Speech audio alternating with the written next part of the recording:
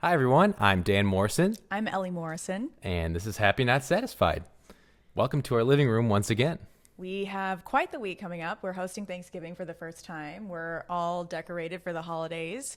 It's feeling pretty cozy in here. I know, when you put the tree up, it's just like such a special feeling. Well, we've had a lot going on lately, getting ready to prep for this holiday, which is the first time that we've hosted everybody. I know, family flying in, the whole thing. Flying into San Very Antonio. exciting. So we are recording this while family is en route. Yeah. And we have our toddler napping upstairs. So So we'll yeah, see. I have him on the monitor right here. That's why he's on there. So I keep checking, make sure he's still asleep. So we'll see how long this episode lasts, but you got to make it work while you got the time. Yeah, we're also going to see Wicked this afternoon. We are. Leo is going over to Nana and Papa's house to Yep. put up their tree, and we're gonna go do a quick mom-dad date to see Wicked, which we have heard is amazing. Yes, I cannot wait. You've been listening to the soundtrack I have been listening and belting to the along, soundtrack so I hear. and belting along and having a lot of beautiful cathartic moments that I don't know. I really like what they did with the music. It's got a little extra ornamentation from the original Broadway Ornamentation. show. Wow. Well, I am married to a musician, so I've learned some words along the way. But yeah, I've heard rave reviews. Everybody's talking about it, and I cannot wait to go cry my eyes out and have an emotional experience in the theater this afternoon. It should be amazing. It should be amazing. I went to Indianapolis. You did? Yeah. It's my last big travel thing before being back for a while. Got to do design meetings with the Santa Clara Vanguard, which is a drum and bugle corps, part of DCI. I like to say it's kind of like professional marching band that happens in the summer with college music majors. And I got to meet with some of my favorite people in the world to talk about all kinds of creative things. So that was fun. Yeah, it's great. It seemed really rewarding. Yeah, always. Well, we're diving into our next topic this week, Yes. which is diving. I'm going to play on Look diving. at that. Although, yeah, it's close. Diving into the pool. Michael Phelps. Yes. Tee us up here for what we're going to be chatting about. Yeah. So I had this realization. Obviously, the Olympics happened somewhat recently, and Michael Phelps is there commentating, and Simone Biles is there, and I was thinking about all of Happy Not Satisfied and I'll Be Happy Once I, and achievements are byproducts of the process, and all these things I'm always thinking about and talking about. And I'm realizing, and I say this all with obviously the caveat that I am not a mental health expert, and that's not at all what I'm trying to get at. But, it was very public that Michael Phelps struggled mightily with some mental health issues in the middle of his absolute dominance of his sport. I mean, I think ESPN just named him the greatest athlete of the 21st century. So that's pretty overwhelming in how incredibly talented and medaled he Yeah. was. I mean, I remember I was looking at his stats. It's ridiculous. Like the number of medals and gold medals in the 20s that he had. I mean, he did everything you could do and more in a specialized area that I would imagine were goals of his that he met with and more, right? And so what this made me realize, though, is I'm always thinking with my own self and, on a much, much, much, much smaller scale when I was in the band world and, doing well and winning things and getting our medals or whatever. And finally realizing, like, this isn't the thing that's going to make me happy. Like, this is great and we should have goals. We want to do well, but it's not the thing that's like giving you everlasting joy. And if somebody like Michael Phelps is struggling while in the middle of winning everything you could possibly win, that to me is almost proof that this whole I'll be happy once I idea is a complete fallacy. Because if along the way he's thinking, well, I'll be happy once I win my 10th gold medal. Mm-hmm. I'll be happy once I set the record for this many gold medals at this Olympics. And like kept doing it, and clearly still struggling. And then along those same lines, you look at Simone Biles. Yeah. It's a very similar story, right? Kind of very publicly had to withdraw from the Olympics 4 years ago because of, just issues of, I'm not going to pretend like I fully understand, but I don't think she was doing her absolute best and wasn't able to carry on. And it didn't seem like it was for physical reasons, right? And she is, everyone says, the greatest gymnast of all time, undisputable, won all the things, set all the records, same idea. Mm-hmm. And so I think that is a really important point to think about. I actually wish, like the media would talk about it through this lens a little bit more, because it would help us realize that there's more to it than just crossing things off your list. So that's kind of the essential elements of it. Yeah. Well, and I interpret it in my own way, as it relates to my own goals and my own life, which I think is the beauty of what you're putting out, right? It's really applicable to, your thoughts are applicable to anybody in any walk of life. But I have not ever been one to be competitively wired like that. And I've never done anything hyper specialized to that point of even going for a medal in anything ever. So that example doesn't necessarily fit me, but what does fit me and what I have struggled with for many years, to work through and to overcome my relationship with this, is checking off. Do we have a screamer? I don't know. We got a little movement here from our guy. I think he's gonna go back to sleep. Yeah, we'll see. Parenthood. Whew, this might be a real short episode. It's a struggle. But it's checking off the boxes that, quote unquote, milestones in life, right? So achieving a certain level of career, achieving a certain level of partnership, achieving a certain level of lifestyle, achieving a certain level of visually, like, what are you putting out to the world? And I have had a very long journey of ups and downs with how I internalize that and how I have let it affect my joy in the past, and how I have tried to work through that and change my relationship with what actually matters to me, and unlearning a lot of the programming of what quote unquote matters in life. Right. So that has been my interpretation and internalization of this. Yeah, well, absolutely. And I mean, I relate to that too. Every time I, am speaking to a group, I literally start it with just silly kind of pictures. And it's like, I'll be happy once I get a job. I'll be happy once I get a raise. I'll be happy once I get a bigger house. Yeah. And so I hit all these, like, all the things that you were just talking about to lead into, like, that's not the way. Shift your mindset. Happy, not satisfied. So, it all kind of goes in the same bucket, big bucket, whether it's specialized or life things, or somewhere in between. But I still, I think I looked up to Michael Phelps. I mean, what he did, and I do. I looked up to him, and I looked up to him even more now, because he's been so honest about his struggles, and he's been a huge advocate for mental health. And as somebody myself who has struggled with this sort of, maybe addiction to misery. I don't know if that's what he had. That's kind of what I had, and we've talked about that before. But this almost endless cycle of what's the next thing I have to conquer, and then conquering it, and then trying to figure out what's next, and there never being an end to it. This vicious cycle. So for him to, talk about all of this and bring awareness to it, I think is very important. And I also think to see literally the most dominant athlete of the 21st century, who has done every single thing you can do, struggle from his day-to-day life, that's almost inspiring in a way, because it shows that we're not alone. And even these people that we maybe even idolize struggle the same way. Whether you're a swimmer, whether you're an athlete, whether you're in fine arts, whether you're just in life in general, trying to climb the ladder, like you were talking about, keeping up with the Joneses, all these things, when you see someone at the pinnacle of what they're doing also having similar issues, I think it helps. The other thing I've been thinking a lot about with this phrase in particular and this topic is that I think it helps you, once you learn to internalize kind of the gut check on a lot of these instincts of trying to keep up with everything and whatever. I think it reveals, or it can reveal over time, if you have not honored what's in your heart for your life. Interesting. Because we are so programmed, at least I feel I am, and I know a lot of others around me are struggling with it. I've talked to people in person about it, just especially at this stage of life with starting a family and all of it.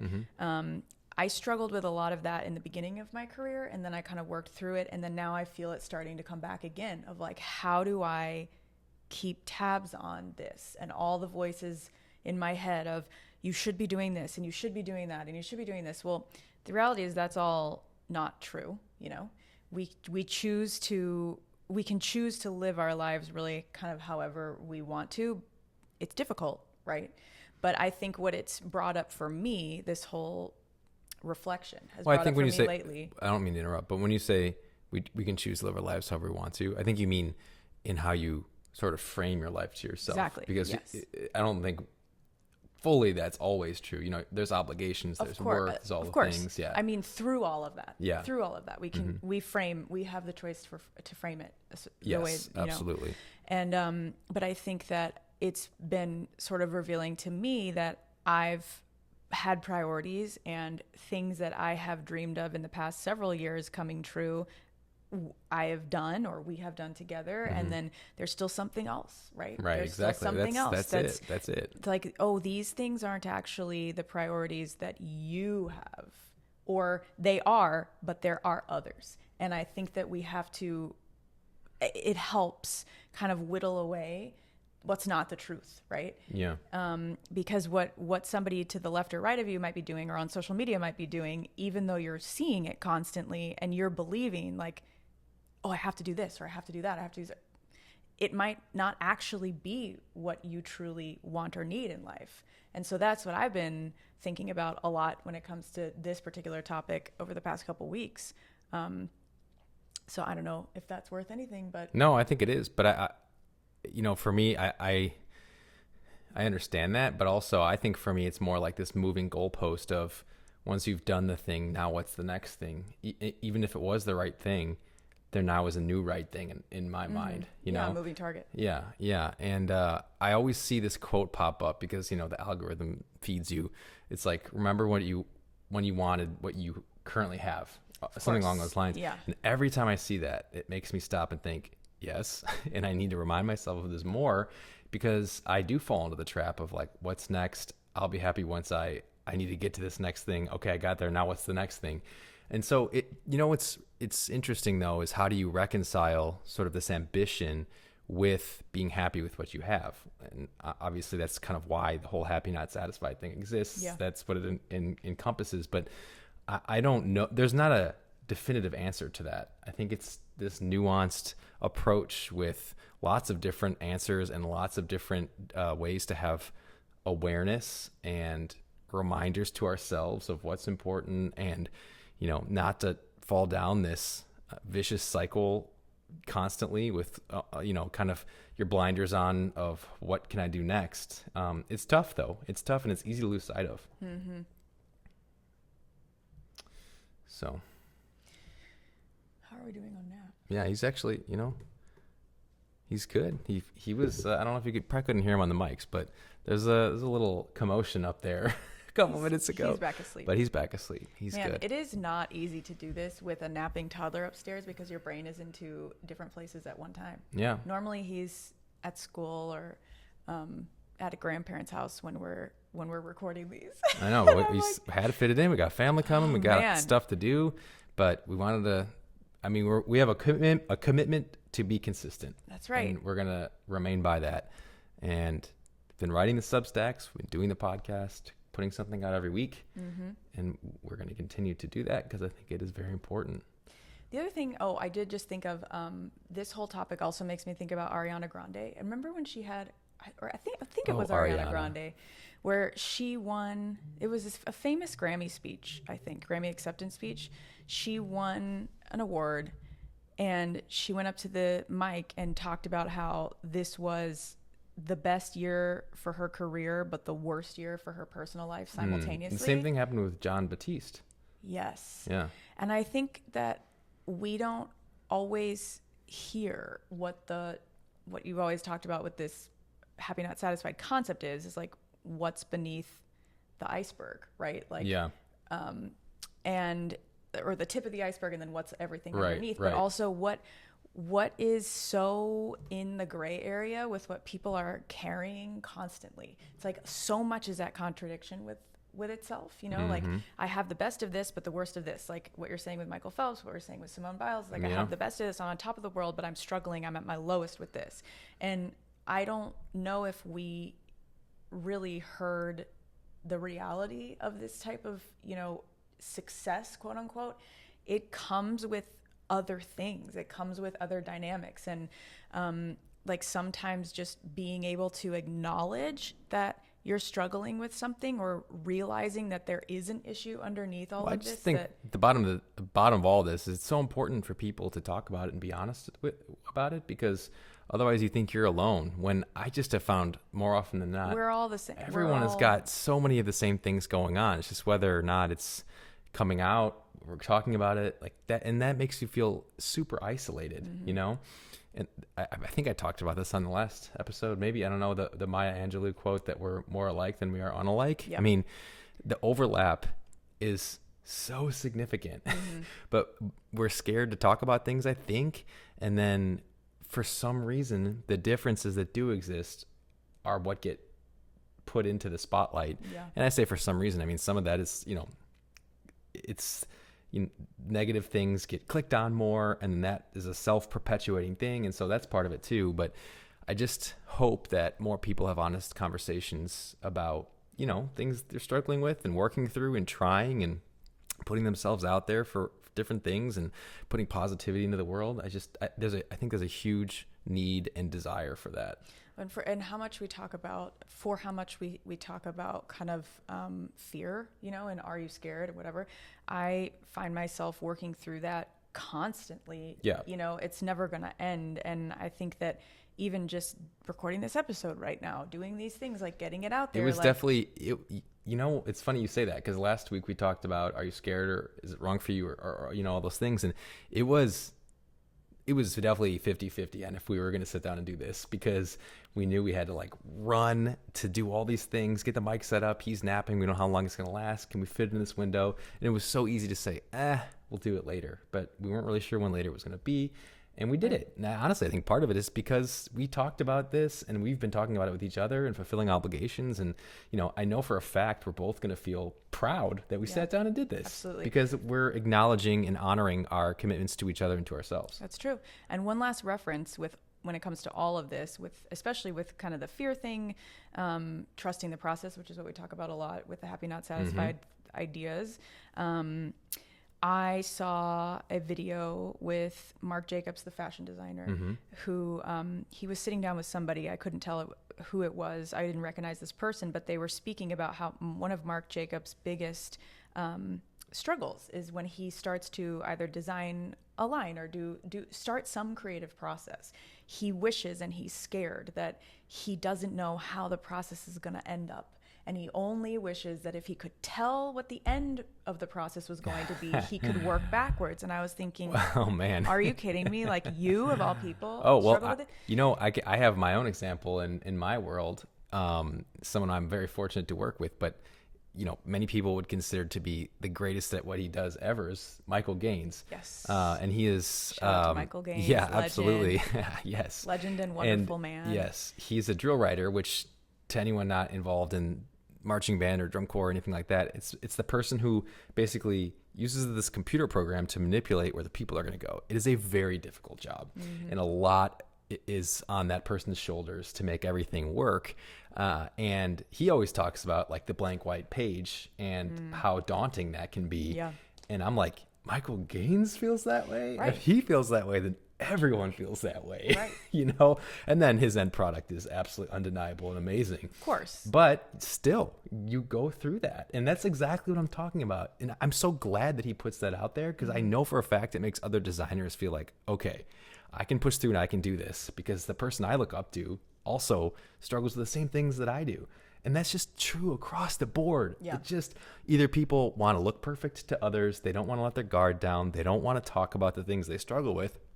But then that makes it so the person that hasn't quote unquote made it yet might never make it, because they think something's wrong with them. Right. They think that they can't do it because they're feeling this level of uncomfortability, uncertainty, fear, you know? And so that's, I wasn't necessarily, when we sat down to talk, thinking we were going to go this route of being an advocate for talking about these things, but man, is it so important. Yes, it is super important, especially people that you look up to when you know, oh, wait, they're scared too, and they're doing it anyway, and they're also very experienced and still scared. I mean, there was an email that came across my inbox a couple days ago, offering me a project that would stretch me into a new direction. And have I been sitting there for the past several years dreaming about potentially going in this creative direction that I haven't explored before? Yes. When the email comes along, I'm like, oh my God, I can't do this. I'm terrified. I can't do this. I'm terrified. And I go through all of the things that. And then Dan comes in. No. And helps. Yeah, tells you that usually, you can do it. Usually. But I will say this was one of the first times where I told myself you did. I was very proud of you. I was able to identify, oh, it's the fear voice again. Mm-hmm. I'm doing it anyway. See, even just talking about it on here is helping our own selves. And it's a real thing. Another email that also came across my inbox, stretching me into potentially big email week over here. Big email week.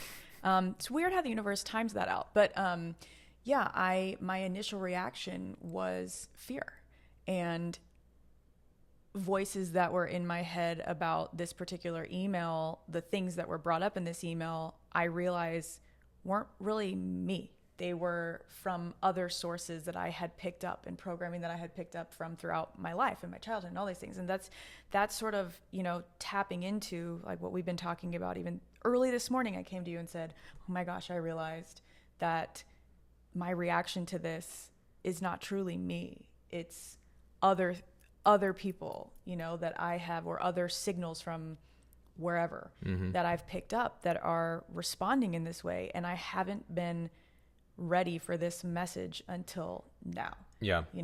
And I think becoming a parent has helped me with that, only because I'm constantly facing like, how am I gonna not do this for my child? Things that, or how am I gonna best support him in flourishing into whatever he wants to be? And so because I'm aware of that for somebody else, it's funny how then now I'm learning how to take better care of myself in that regard and be stronger for myself because I have to be stronger for someone else. And so all that to say, I think that these conversations are important because everybody's walking around thinking that they're alone and they're struggling with things and they can't achieve whatever they want, or they're trying to. And even if they do, that's empty actually. And, there's kind of constant hamster wheel in your brain of like, I'll be happy once I guess, really to bring it all back to this. Yeah. A lot of things come back to that. Yeah. When we start really thinking about it. Yeah. I know. But I am dedicated to, I've told myself I am honoring love over fear. Love that. And joy over anger. Nice. With anything that goes, from this point forward, because a lot of the addiction to misery conversation I've been there, of how do I not do that? And anyway, every day is its own journey, but that's that. One thing you said to me this morning, because I always want to at least attempt to talk about ways to work through some of these struggles, and there's never just like a clear answer. And you said earlier, this is going to be a lifelong thing. Yeah. Like it doesn't just go away and you quote unquote cure it. But you were talking about awareness, and sometimes that really is almost the entire ball game, is that you can have awareness in the moments where you're spiraling, where you're going into fear, where you're self-sabotaging. The sooner you can have awareness that that's happening, the sooner and the better chance you have, I think, of getting out of that without much harm done. I don't think that those tendencies are ever going to completely go away. They haven't for me, but I've gotten way better at recognizing them early, where I might have been affected by something for days or weeks before. Now I think I've gotten to the point where it's like hours or minutes, and so it's there, but the awareness has changed everything. Yeah. And I've heard too, like as you go throughout a, let's call it healing journey is what I've seen used on Instagram or whatever. It's not that you're not gonna be hurt by the same things throughout time. It's that your recovery time gets quicker. Yeah. And that's with anything, right? Physical training, emotional training, spiritual training, mental training, all of it. So it's just striving for you're always going to get hit. It's striving for how soon you can get back up and You know what and that work through reminds it. me of that's funny and super random is my dad would always tell us in band, he's my band director, he would say like, the musicians in the Chicago Symphony, they play out of tune too, but they notice it so fast that nobody else notices. And I always thought that was interesting.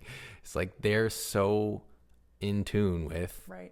Pun intended, Right. their what's going on and how to adjust that they almost don't even perceive it, much less anyone in the audience, right? And so it's kind of a similar idea. Like you're gonna struggle, you're gonna be triggered, you're gonna have someone that upsets you, you're gonna do something that doesn't feel great, but the faster you are aware of it, the quicker you can work through it. And I think that almost everything we ever talk about with this entire ordeal, so much of it comes down to this self-awareness piece. And I'm going to make a plug for the stuff that I always make a plug for, is that you cannot get there with the self-awareness and the clarity unless you have set a foundation of wellness within yourself. And that relates to exercise, that relates to the food you're putting in your body. Those are the two main pillars for me. And then there are other things underneath that. But as I've said before, I made a huge change in my life now 5 years ago where I prioritized all of that and never looked back. And I know that's why I have gotten to the point where I can have some awareness, where I can work through these things that used to otherwise be almost debilitating at times. And so I will say that on every episode, if I have to, all the time, constantly, because it's not something that you hear enough just in life, on social media, in the media, anywhere. And it's I don't want to say it's everything, but for me, it was almost everything. Well, you hear it in the form of like, you need this to look younger. You need this to feel better. You need this, but it's not talked about. That's not what I'm talking about, though. I know. Yeah. It's not talked about in you, like, make these decisions to nurture yourself, to be able to be connected to what really matters to you, and be able to listen to your intuition and be able to bounce back from everything that life throws at you, without it crumbling everything else, And I think, I've been talking about how I'm a little bit more lenient with myself, or have been lately with some of these things. And I just, the past couple days, found myself at wow, my body feels terrible. I need to ratchet all this up of like, I need to be stricter. I need to be, but not from I'm hard on myself, from a, right. I was going to say being lenient sometimes is fine. And like being too strict can be bad, but you were in a place where maybe it went too far for what your body felt good with. Yeah. And even just 2 days of taking everything inflammatory out of my diet and moving. And you mean 2 days of like kind of recovering, not because you've been having some low grade, not feeling great things for a while. But you're saying literally 2 days of just being really on it, you could already feel a difference. Yeah, I was able to get out of bed in the morning with vitality as opposed to misery. Just everything hurting, everything feeling bad. And it's just a testament to what you talk about all the time. And nobody's perfect. I'm not perfect, and the holiday season is coming, but really, like, it's only 2 days. Like Thanksgiving and Christmas, if you celebrate Christmas, That's are the thing, 2 days. Right. Yeah. People look at it as like a 40-day binge. It doesn't have to be that. It'll make those 2 days even more special if you don't make the 40 days like the 2 days. Exactly. Yeah. Which, maybe another deep dive for another episode. Listen, I can tell you right now, I'm going off the rails on Thanksgiving. I already know. Thanksgiving isn't my day. But this is my point. Christmas is my day. Both, fine, yes. Yeah. But what I'm saying this because I'm not just some like automaton robot who only eats like the perfect amount of baby carrots or whatever. Like, I feel like sometimes people think that about me. It's not true. I am going to eat about you ridiculous amounts of food on Thanksgiving, and I'll probably eat like a whole pie by myself. Every year. Speaking of, and I'm not saying that that's the right approach, but I'm just saying I'm human, and I'm going to allow myself to eat whatever I want that day. Yes, that's a mental note for me to go get the pies. I have not yet gotten the pies. I think we're going to do pecan pie and pumpkin pie. Yes. That sounds good. That sounds good. I hesitated. Yeah, I'm checking the monitor here. Our guy, he's hanging in there. An hour and 2 minutes. Come on, man. Okay, you're killing it. Come on. Good nap.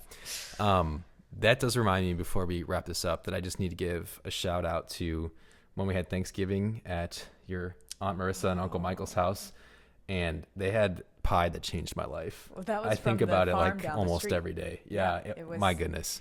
Anyway, pie is great. Well, Thanksgiving and is great. also we marched in the Macy's parade that morning. That was also so great. that was A lot of good things that one day. of the best days we of were my actually, life. you know what? We were reconnecting on a day date while Leo was at school or something recently, and I asked you what the best day of your life was, and I knew she wouldn't say our wedding. Our wedding was great, and but it's, you know, when you're in your wedding and it's like a whole thing. I don't know. It's like, yes, you're glad that you're with that person forever, but the actual day, The stress it of has the some event. stress. Yes. Anyway, I'm only saying that because people would say, "What should be your wedding?" or the day your child was born, which. Yes, Those were- those are like separate categories in They my are. mind. They are. That's a separate thing. But you said the first thing you said was the day we marched in the Macy's Macy's parade, which that was a great day, and that's coming up. The parade's coming up. That was 5 years ago already, and man, those pies were good. I'm just saying. They Anyway, were really good. we are way off topic here, but I think that's all right. So yeah, a lot of I'm very pleased with the direction of this conversation, and yeah, Michael Phelps, Michael Gaines. Look at that, the Michaels. And I just want to close it out with wishing everybody a very happy Thanksgiving Yes. and reading off what our son is thankful for. He's 2 years old in At his their school. school, they must have asked each of them what they're thankful for, Yes. and this is And he hilarious. says, I'm thankful for mom at the house, daddy singing Baby Shark, eating pasta, that's the Italian side coming through, and the Nutcracker. I love mama because she takes me to eat lunch. See, it's the simple It's things. the simple everybody. things, everybody. I do have to say, last thing, Leo loves the Nutcracker, and he somehow can, like, he knows Clara, he knows the prince. Drosselmeyer. He says Drosselmeyer. He wears an eye patch. It's like, He loves the story. Yeah, and I'm just amazed that he, first of all, can say Drosselmeyer. I still can't get over that. So the other day I say, hey, Leo, who's your favorite character in the Nutcracker? Thinking he'll say one of those, and he goes, the nuts. Anyway, I don't know why I think that's so funny, but I've told that to like 20 people, and I don't think anyone else thinks it's as funny as me because I get like a pity laugh. But I thought also it was, the delivery. yeah, He it's was true. very The like nuts. the nuts. Yeah, it was Oh, good. man. It's like, all right, that's legit. Well- we'll go with that. May we all have a happy Thanksgiving that focuses on the little things that bring us great joy and satisfaction. And Find a second to, practice gratitude. What a good Yes. time to do it. It's kind of Yes. built into the whole thing, right?